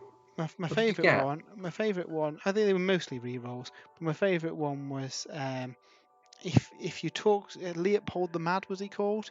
If you talk to your horse, you get to reroll hits, but if the horse talks back, you get to reroll wounds. And I think that was a bit of a kick in the teeth to people who had those old armies because they kind of felt like it had become a joke. And we had the one scenario originally was essentially line up your armies and fight in the middle of the board, which you really didn't like. It was again. There was some narrative stuff in the Realmgate Wars, but it was really not until the General's Handbook where we had proper scenarios and the game suddenly became a lot more interesting. Yeah. Yeah, it's come a long way as Sigmar. Well, I'm looking forward to Age of Sigmar 3. I'm looking forward to seeing who the Stormcast are going to be fighting. I'm actually looking forward to seeing the rest of the Stormcast range as well, to be fair. Yeah, I mean, the new Stormcast looks so good, don't they? I think that rumor engine with the cat's head, I thought it was some sort of beast or mount or something at first, but now I think it's some sort of trophy. It's a cat they've hunted. And I think it might be a Stormcast sort of archer type unit. The arrows look a bit savage though, so I wasn't sure. And we have seen arrows with lightning bolts on, which are obviously very Stormcast in a recent rumor engine as well. So I do wonder if it's actually the adversaries and something that they've hunted, maybe. Possibly, yeah. And if there was some cool lion mount, that'd be a thing that a plucky goblin would display proudly as a trophy. It would be. So that reminds me, we haven't put the top 3 post up. I forgot to do that today. Anyone in the chat who wants to have a think about their top 3s and pop them onto Twitter or Facebook. Top 3 this week is top 3 hats in Warhammer. In all the systems, so 40k, AOS, Lord of the Rings even. Yeah, top 3 hats. Get your votes in. If you put them in the chat, I'm not going to read him on the stream because I'll forget him. So if you whack him on Twitter or Facebook, and then we'll read out the best ones there. I like the fact we've got a super serious top 3 this week, because they've all been a bit funny, haven't they? You know, like, top 3 reveals from Warhammer Fest. Yeah. No, give us a real top 3. Top 3 hats is clearly the most serious, important one that we've ever had. Yeah. So Danbo says yes to the idea of a documentary series. Grace says I think that'd be really interesting. Plus, lots of people have come back under COVID, like me. Previously on AOS would probably help. Yeah, that sounds good. I've started watching battle reports and realised there's some mechanics that I just don't get because I'm coming from Warhammer Fantasy Battle in my background. I need a conversion course. But yes, flat to hit and wound still feels weird. Though, of course, old Epic used that. Yes, it did. Steve Parver, I prefer the strength versus toughness method.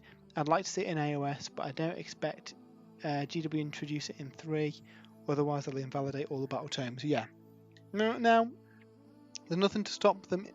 I don't think we'll get it, but there's nothing to stop them doing that and having some kind of, errata or something that goes out around the same time getting it. But I don't think we're going to see any massive changes in 3rd edition.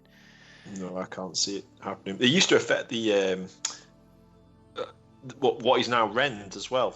Yeah. The strength of your attack.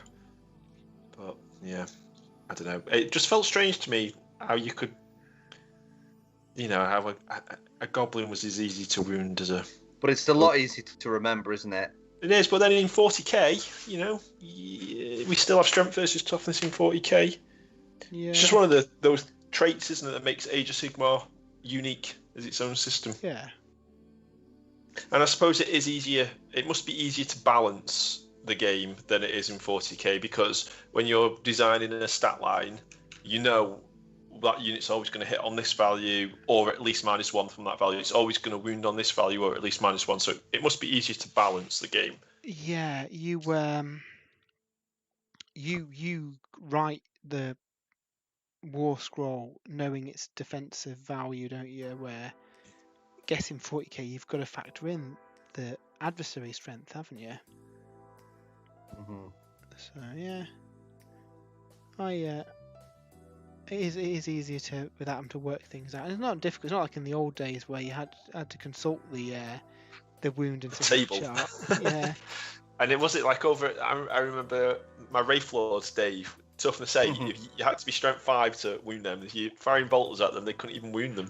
Yeah, that wasn't. Although they've changed that in 40k now, haven't they? Where you can always wound everything on a 6. Yeah. Dodgy Roland says silent people. That's my bet. Silent people. Silent are cool. people. We do know what the silent people look like. We've got lots of kind of insecty stuff, haven't we, from Underworlds? That'd be cool though. Steve Parver, also the dwarf longbeards rule. To activate them, you needed to grumble because they're old dwarves and complaining about something. I mean, Jay does that anyway. He's got a book. I was going to say that's like just part and parcel of playing dwarves. Oh god, 4-inch move. I'll never get there in time. Yeah, and everything went down in the Book of Grudges. Have you still got that? Still got my book. Where's that? It's upstairs. Yeah, I still got my Book of Grudges. I tell you what, and I say dwarves, I don't mean your Fire Slayers or your Corridors, I mean proper dwarves. If they get a new book, the Book of Grudges comes back out again. I took that to the Throne of Skulls and the Purple Sparky Unicorns event, so I've got quite a few grudges in there. You have. That was really good. You know what? I think that next time on the stream, you should bring the Book of Grudges down and read some grudges from the book. There's some really funny stuff in there. Goes what years that Book of Grudges does. Yeah. It was. I'm in it quite a bit. Dave's in that one. Treacherous Dave. Treacherous Dave. He's in there when he was playing his High Elves. In there. Oh no, it's my brother Skaven are in there quite a few times. There's some demons in there. Yeah. Yeah, we should get that out and read some entries from the Book of Grudges on the show. Now that is Crusade content there, Jay. That is Crusade content. It is. Dr. 4 YM Farrar. There's probably something I'm missing there. I apologise if I butchered your username. It says, evening gents, how you doing? Dan Bird says, do you think the rumours of board size are true? I'd be very surprised if they didn't match the board sizes for 40k. How do you think that'll affect the game? I personally love the 40k change. The games feel way more intense. I like the smaller board size. You've got more agency. You can't really... Draymar. Sorry, Tim. I'm sure I did exactly the same last week. I think the smaller board size is good. You can't really lurk around at the back because people are close enough to be able to get you. You have to be a bit more aggressive. You can't just kind of wait out the game. Or at least move around a bit more defensively. What about you two? What do you think of the smaller board sizes in 40k? And would you like to see them in AOS? I would like to see them in AOS because I think more people have got those size of tables. I think it'll have a bigger impact on games of Age of Sigmar than it did in 40k. Because if you look at, like, Age of Sigmar, I think, has already got more agency than 40k. Although, maybe not so much now 9th edition has come along and the smaller board sizes. But you have to get onto objectives early, and you have to be sacrificing units and moving units in Age of Sigmar. It feels like more like a game of chess than a game of miniature war games in some sense, where you're sacrificing your screening units, your tar pitting units and things like that. But then also, I think it could have a big impact because you've got armies like, for example, the Orcs, Dave, the Uruks, who they pretty much always set up for a turn one. They're always in your face on turn one. One of their biggest strengths is that they can get straight to you. As an opponent, you have to set up to try and limit that turn one charge as best you can, or try and outwin the drop war, so you're going first, you can get into a more defensive position. On a smaller board size, most armies are going to be able to get into your face on turn one. So that advantage that the Uruks had sort of is watered down a little bit because now they're at risk of getting charged Maybe by armies that ordinarily wouldn't have been able to get into combat. Maybe we'll see points changes to reflect the fact that, you know... Yeah, I think we'll definitely see points changes. But then I also think there'll be armies like Lumineth, for example, who, until the recent Battle Tome, they've got more options now for movement, but they were very limited on movement, and they sort of played the longer game where they'd castle up and slowly move across the board. A smaller board size is really advantageous to them because now the objectives aren't as far away anymore as they used to be. So I think it's it will have a bigger impact, I think, on army construction than it did in 40k. You were always taking units of Space Marines with bolters. You're always taking tanks and dreadnoughts and things. Whereas in Age of Sigmar, I think it might have a big impact on list design, I think. I mean, they said that in the video, didn't they? Due to some of the changes, some units that you'd never take in 2nd edition, you'll always take now, which is good. It mixes up the list, mixes up the meta, makes different builds more viable. I think sells more kits. It sells more kits, yeah. I think one of the big unknowns, though, is, and probably to a bigger effect, and kind of goes hand in hand with the smaller board sizes, is what effect terrain will play. If they overhaul the terrain rules to be more like the current 40k ones, that's a massive change for Age of Sigmar, isn't it? Yeah. In fact, Dan Bird's just said in the chat, wonder if they'll put similar terrain rules in 40k too. I think that is definitely something that I think we'll see, and I'd like to see, because I really don't like the current terrain rules in AOS. I don't think they're very fun. I don't think they're very interactive. They're just a bit meh. A bit abstract as well, aren't they? Yeah.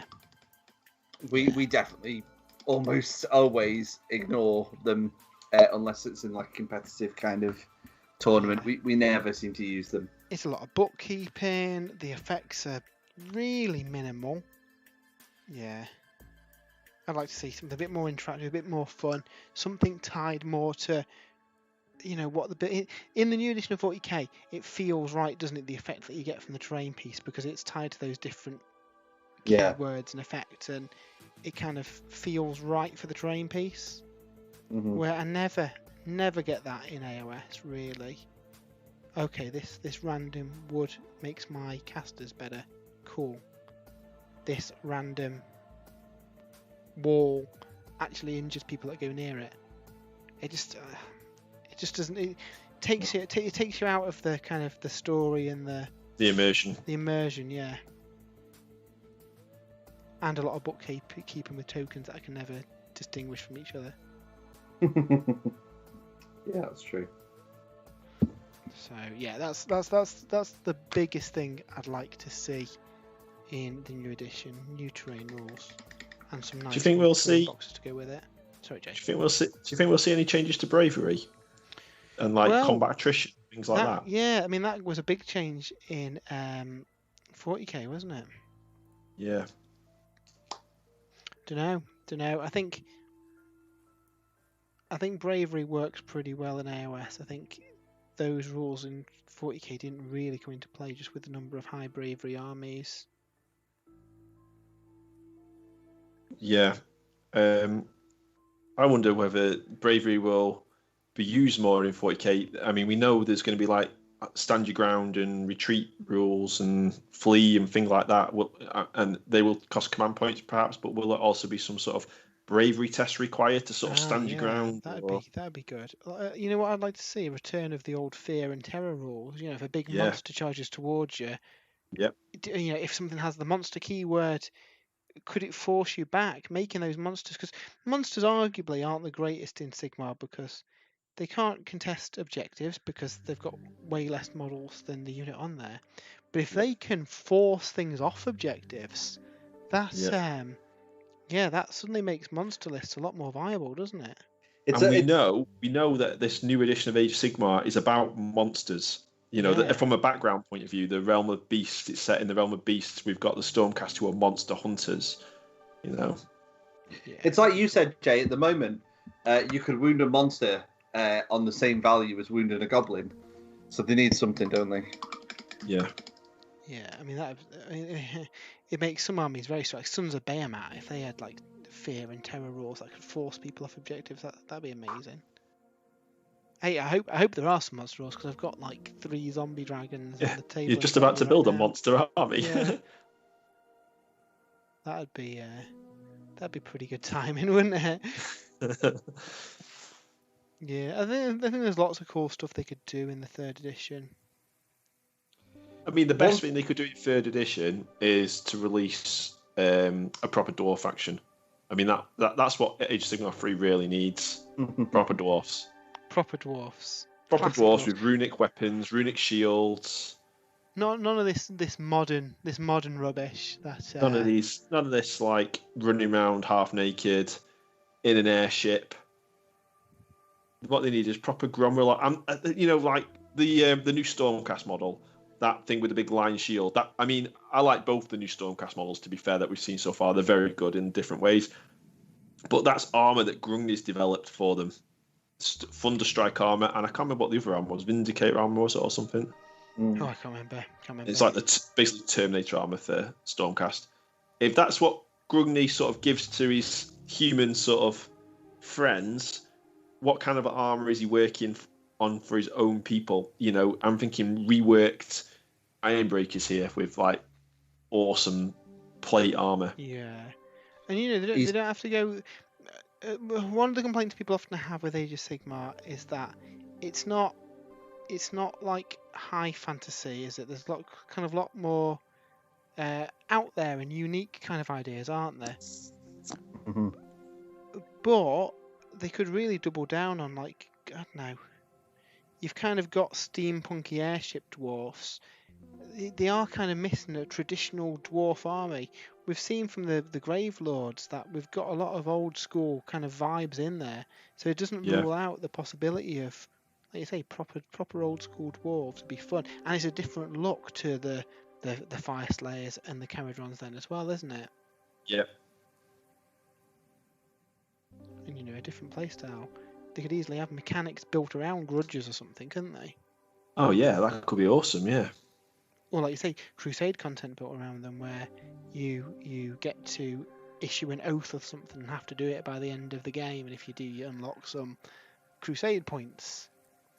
And Dodgy Roller says proper dwarfs, aka Chaos Dwarfs.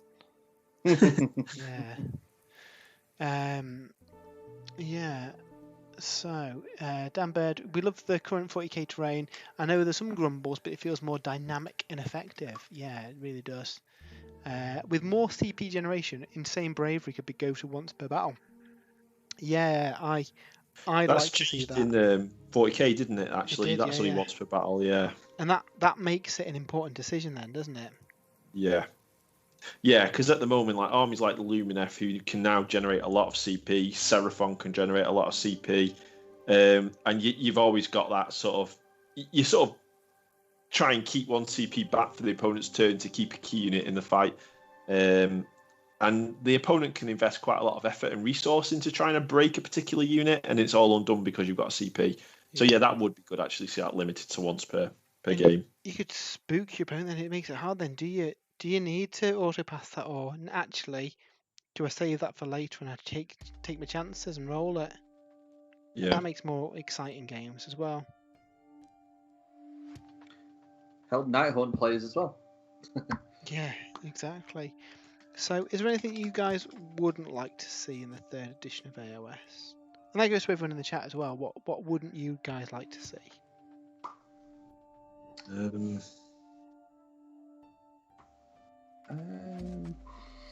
I'd like to see. I wouldn't like to see the current way of determining the first turn carry on. I think the sort of game outside a game of building an army with drops in mind so you can get the first turn. I would like to see the first turn be less of a consequential decision. Yeah, randomised first turn, I think it'd be better, personally. Yeah. Well, we know battalions are going in match play, so surely that means they're changing that in some shape or form. That's a point, yeah. That means you are going to have more drops. Because there's going to be, universal battalions you can all use, and presumably they're all going to have the same kind of number of drops, roughly, aren't they? Yeah. So, yeah, I've never liked that. I prefer... I mean, even, we go on about how exciting the roll-off for who's got the first turn is. You don't actually get that on the first turn, do you? No. Which seems strange, really. I mean, I sort of now, when I'm going to sort of building list, I think I'm never going to get an army list to the smallest amount of drops possible. There's still a chance that someone gets less drops than you. So I just think just build the army you need to build. But then a lot of the game plan of some like top players' armies is about drops, and it just seems to me like you can almost influence the result of a game prior to a game. Seems a bit strange. It should all be decided. I mean, your list has got some influence, of course, on your chances of success, but yeah, I think the number of drops your army has, and like some armies as well, are really penalised. Some armies just can't get down to that sort of level of drops. So yeah, I'd like to see that change. If that stays as it is, I'll be a bit disappointed. Well, you got your Sons of Behemat, who currently can't take any battalions, can they? No. So you're talking a minimum 4 drop army, which in like tournament terms, that's a lot of drops, isn't it? Yeah. So, and I think as well that's also a bit, not a barrier, but it's just something else like a new player has to wrap their head around. The whole battalions and drops and coming. Oh, go on, sorry, Jay. I was going to say, coming from 40k, where it's not even a factor in 40k. Your army can have as many units as you want it to have. You've still got an equal chance of going first as the opponent. So you don't have to consider the fact that if you're taking an orc army that has hordes of units, you're not at any more of a disadvantage compared to a Grey Knight army, for example. Yeah, that's it. In Age of Sigmar, essentially, you're penalised for not taking detachments. Yeah. Which isn't really the way it should be, and I think that's obviously that's something they addressed, isn't it? And they want to move away from, because it's kind of a double whammy. You're getting another artifact, you're getting a cool ability, and you're getting the advantage of probably going first as well. And they cost points, and that is part of your list building, but I just think it's got too much of an effect on the game. Yeah. A game shouldn't be won or lost based on whether you took a detachment or not. No, I don't think so. So if that stays as it is, then it'll be a bit. There's an opportunity there to change that.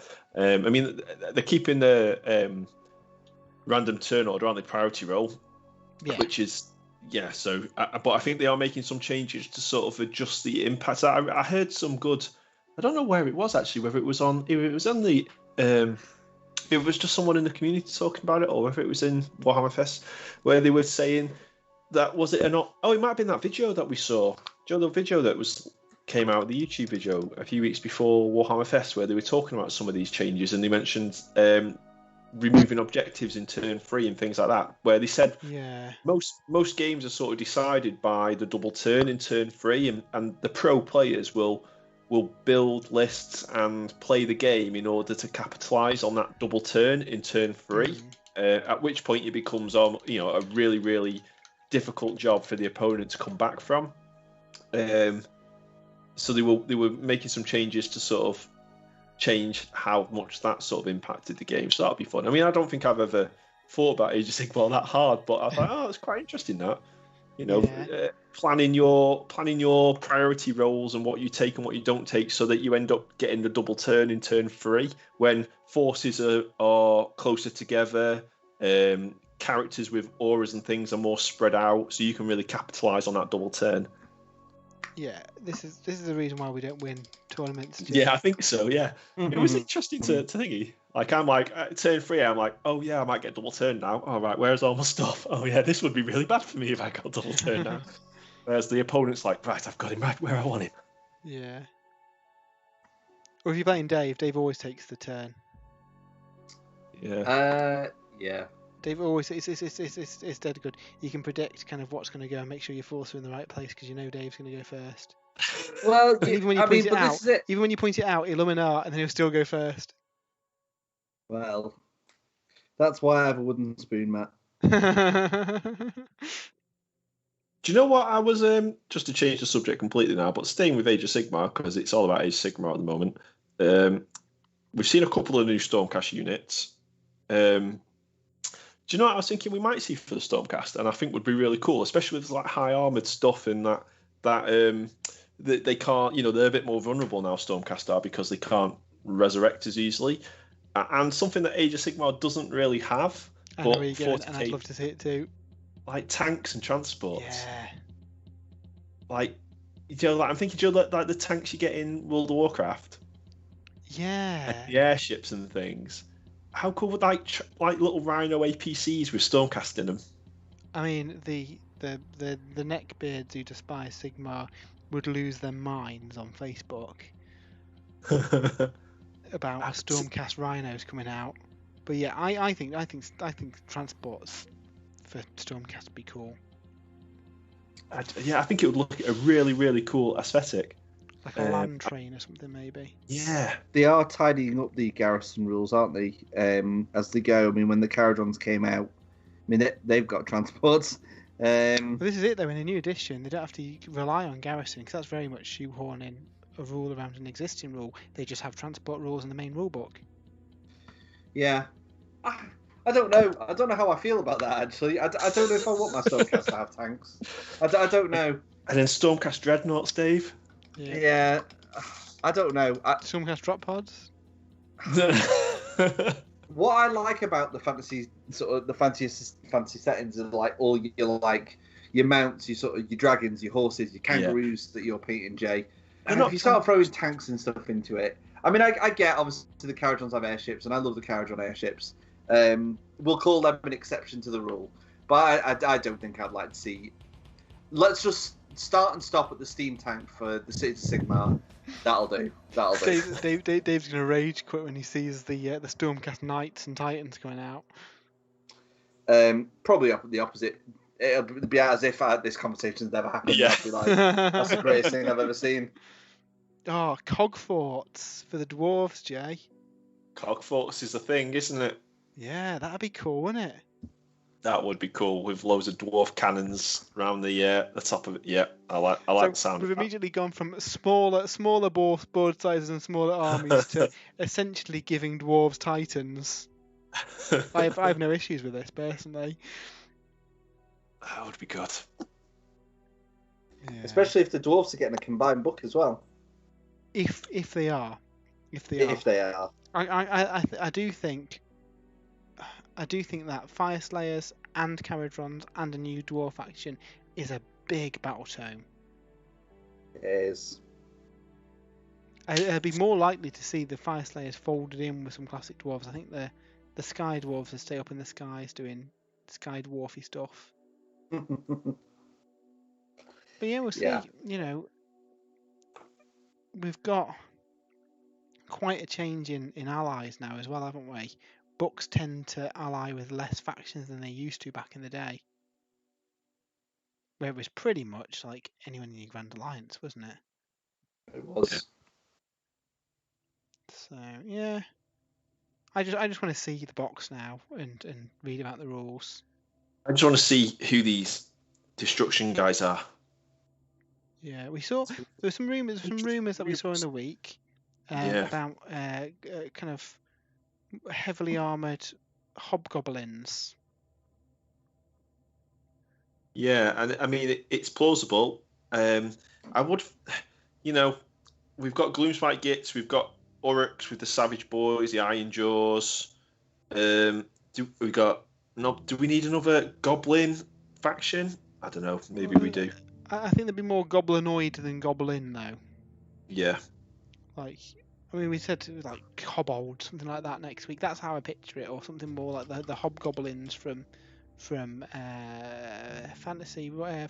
You know, they were more kind of like tall goblins riding wolves, kind of fur hats and stuff. We haven't really got that in the current goblin range, have we? The closest is the Ripper Snarlfangs, who look. I was going to cool. say, yeah, I like Ripper Snarlfangs. They are nice, and arranged in that sort of aesthetic would be really cool. Yeah, I think the danger would be if they're just goblins, it's too close to Gloomspite Gits, isn't it? Yeah, but I mean, I was going to say the Gloomspite Git sort of goblin range is a bit dated now, but they have got some additions like the Squig Hoppers, Squig Riders, the Snuffle Finders, whatever they're called. Yeah. So actually, they have got quite a modern range. Actually, the goblin element of Gloomspite. It's just the standard infantry, isn't it? That's old. So that's it, and that's the hard one, isn't it? Do you go in and redo all those core units, or do you add some fun stuff? That's always the balance, isn't it? With the Grave Lords, I think they've done a pretty good mix of updating most of the infantry kits. Obviously, the Grave Guard got the short end of the stick, but we've got new skeletons, new zombies, we've got new Blood Knights, and then have the new stuff as characters. Now, arguably, I'd like to have seen one less new character and maybe one new unit like Bloodborne or something. But you're always going to have that balance, aren't you? And I suppose the hard bit is working out which of those routes that you go. For the goblins last time, it was pretty much the Squig Hoppers and Trolls replaced, and everything else was new kits. Yeah. Where again, arguably, it might have been nice to see an updated core Goblin infantry kit, but then you miss out on the new stuff. Whatever you do, people aren't going to be happy. Could you be more likely though to see like the Night Goblins and stuff getting a brand new kit because their rules would be exactly the same, whereas your new units that they need to be in the book, so you might as well do new models. You're going to do new models for them. Again, this comes down to their arcane marketing department, I guess. You get to a point where if a kit's too old, if the infantry kit's too old, people are not going to buy into the army even if they've got new kits. And we saw this with the Necrons. The Necron infantry kit was really old and was looking a bit dated. So you need to refresh to get people back in. Gravelords are the same. Them zombies are horrendous, and the skeletons were getting on a bit. I think with the goblins, I think that's the reason. Skeletons they are old, Matt. They're supposed to have. This is true. This is true. But you know what I mean? The goblins, while maybe not as nice as some of the other new kits that we've got, they're not to the point where it's going to put someone off starting an army. No. I'm hoping we get some sort of really big swamp beast. Well, they said they keep saying big things. I'm expecting there to be a big monster on the destruction side, because that's a cool big thing to have in the box, isn't it? Yeah. I don't want like river trolls. I want some big sort of gribbly coming out of the swamp. Yeah, big gribbly new monster as well is then another reason to buy this box, because presumably for the time it's only exclusive to that box, etc., etc. Yeah. Mhm. I mean, I'm feeling quite optimistic. The fact that the Stormcast have got that awesome character with the wings. Yeah. Which we're assuming at this point is in the box. No, it said But it's in the been box. All the confirmed, stuff, hasn't it? all Oh, the did stuff they? that we've seen is in the box. Right. Okay. Yeah, I'm sure they said that on Warcom. In that case, then yeah, absolutely. So yeah, exciting times. Hopefully not too long till we see some stuff. Can you believe it? We're on 10 to 9 already, chaps. Awesome. Time flies when you're chatting Hobbit. I've nearly got the base colours down. Who wants to start off showing off what they've painted so far? I can go first. Yeah, let me switch over to you, Jay. Not what I've painted so far, what I've repainted so far. So let me get them on the table here so you can see them. They're looking really good, Jay. So we've got one who's finished. Hopefully you can see that guy. Yeah. He's looking really cool. So this is what they're all going to look like. And then down here are the 4 I've been painting. I think you can see them there. Yeah. So I've had to go over the skin again with the grey, and then I've had to just touch up because obviously I've painted all the details now, so it's a bit hard to do grey. The next phase will be to create a basilican grey contrast thinned mix to shade the fur, and then it's just to highlight it back up again with Dawnstone and Administratum grey, I think it is I used, just to sort of define the muscles and things. And then that's the mounts done then. And then it's these guys that I've got to work on. So the riders separate, yeah. Now they don't take the problem with these guys. The bow. I wish I'd left the bow off. Thinking about it, it would have been easier to get to. But the detail is so small, so that they're not enjoyable to paint the riders on. Are they not? How many have you got to do? 5 in this batch? I've only 4 left now, so I've done this one. So just 4 left. He does look really good. What were you doing? Attaching them to corks or something to paint them? No, I'm not actually. I hold the quiver while I'm painting the guy, okay. And then I hold the bow to paint the quiver. I can't get to any, but I use old whiskey corks for attaching fiddly bits like that. At least you've got a little handle then. Yeah, maybe I should do that. I suppose you're still going to have to repaint something, because you have to repaint whatever the part that stuck to them is. Yeah. Cool. But I won't be doing these tonight. Yeah, I'll carry on with these on the stream, the podcast tomorrow. So hopefully I'll get the mounts finished tomorrow, and then I can carry on working on the riders this week. And then that's 1,000 points of Lumineth battle ready. Nice. That's good going. And the shrine. And the shrine. The shrine will be done this week as well. I've got plans for the shrine. And mostly dry brushing and then some washes and things into the recesses. And then I think it's really the water. So the actual stone sort of arch, let me bring it over. I'm going to paint in the same way I do all of the sort of masonry on the Lumineth bases and things, which is really simple. So I'm going to give it a base coat of Ironrack flesh, is it? It's somewhere. Ironrack flesh is a nice colour. It's kind of greeny kind of cream, isn't it? Yeah. And then I use a mix of contrast Aphamatic blue, Space Wolf's grey, and medium, and it sort of creates oops, like if you can see the sort of stones he's standing on. Oh yeah, that's nice colour, that sort of effect. So that's what this will look like, and then this bit here is going to be gold. So that's going to be really easy to paint. And then this bit, keep knocking this over. This bit, the stone is going to be easy to paint because it's going to be dry brushed. I need to dry brush that. The plants are pretty easy to paint, but it's the water where I think I'm going to have to go to town on. So what I'd say, see if you can find a Eidolon painting guide for his cloak, because it's going to be the same scheme, isn't it? No, that's a good idea. Yeah, definitely, that's it. Yeah, because I think it's going to be the water, this bright blue clear water, that's going to sort of draw people's attention. Yeah. So I want to get that looking great. I do have an Eidolon somewhere. I don't know if it's accessible immediately. And I think I based it in a blue, and then there was lots of dry brushing and glazes and stuff to try and get the different kind of... You kind of want the foam of the water crashing down and stuff, don't you? Yeah, exactly. Yeah. No, that looked really good. Awesome, cool. I can't wait to see that. David, what are you looking like? So I've been painting this ballista. So that's finished. I've just got the texture paint to do on it. So that's my second ballista to add to my Stormcast. I've done that pretty quickly. And I've just been working on one of the crew. So Nice. he's got a few touch-ups to do. He's just got some washes drying on him at the moment. He's So looking I've just good. got his mate. I've just got his mate to paint after he's finished and based. And that's the full second ballista team done.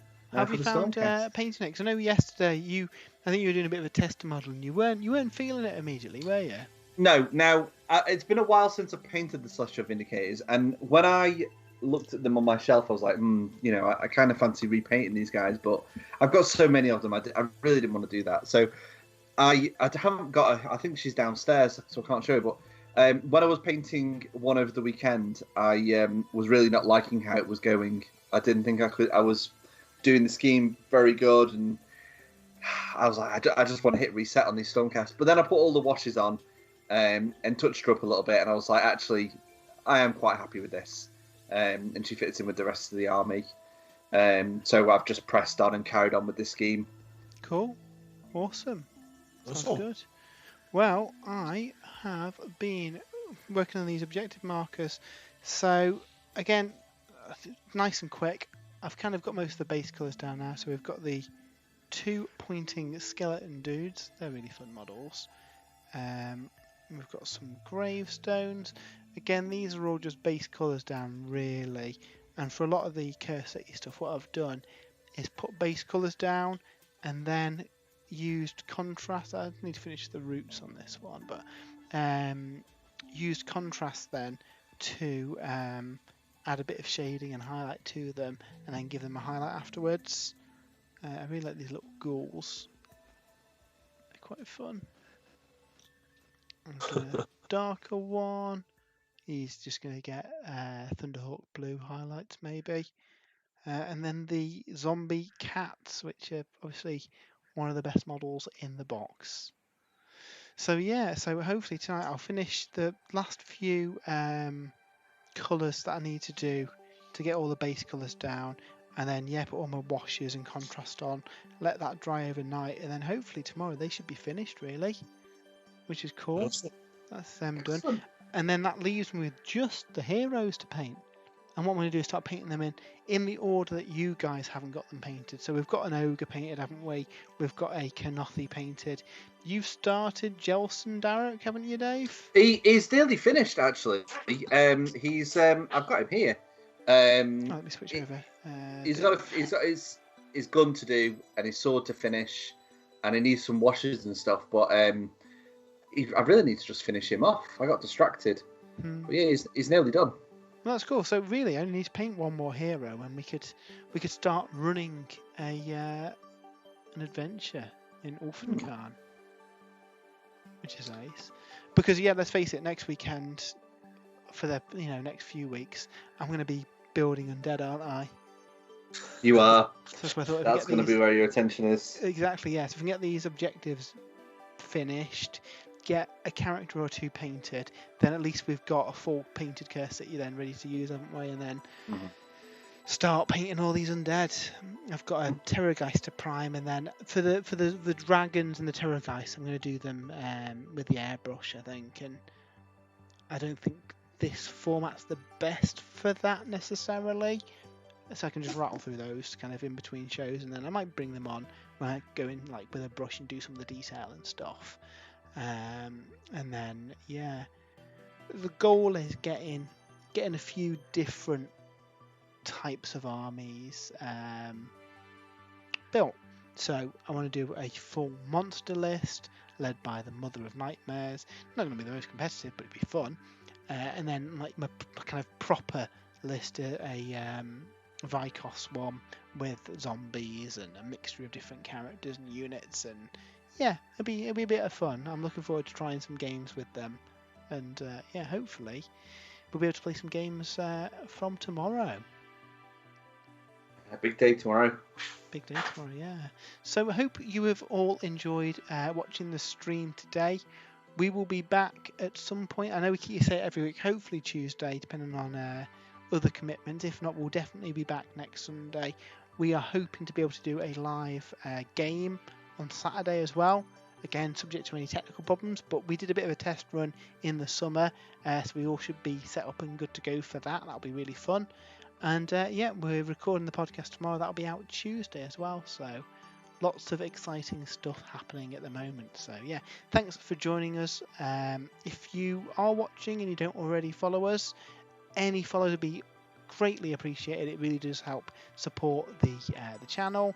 As ever, keep an eye on spruesandbrews.com as well. We've got loads of stuff coming up on there, including our video review of the Soulblight Gravelords book. That will be going up in the week, along with some other cool stuff. So yeah, until next time, see you later, and have a good weekend all.